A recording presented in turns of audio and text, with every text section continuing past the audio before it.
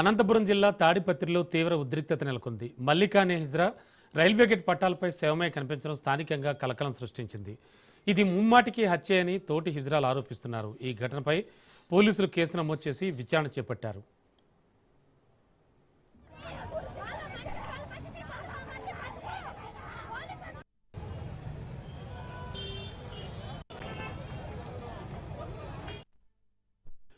ప్రత్యర్థి వర్గానికి చెందిన కొందరు ఆమెను బలవంతంగా ఆటోలో ఎక్కించుకుని తీసుకెళ్లారు. ఈ కిడ్నాప్ దృశ్యాలు సీసీటీవీ కెమెరాల్లో రికార్డ్ అయ్యాయి. ఈ వీడియో ఫుటేజ్ ఆధారంగా పోలీసులు దర్యాప్తు చేపట్టారు.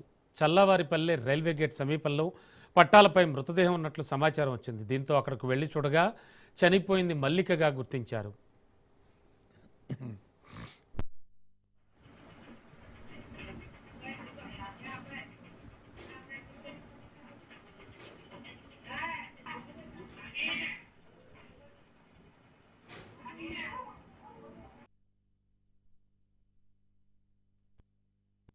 మరణ వార్త తెలియగానే తోటి హిజ్రాలు పెద్ద ఎత్తున ఆందోళనకు దిగారు. ప్రత్యర్థి గ్రూపు వాళ్లే పథకం ప్రకారం మల్లికను కిడ్నాప్ చేసి హత్య చేశారంటూ వారు ఆరోపించారు.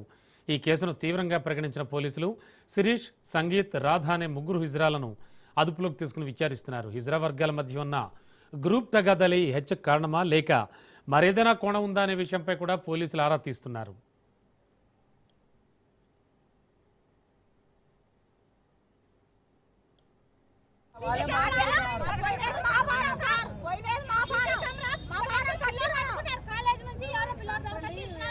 అదే 8 గంటల వాళ్ళు యాక్షన్ తీసుకుంటే మా బాబాయ్ బతికేవాడు కదా.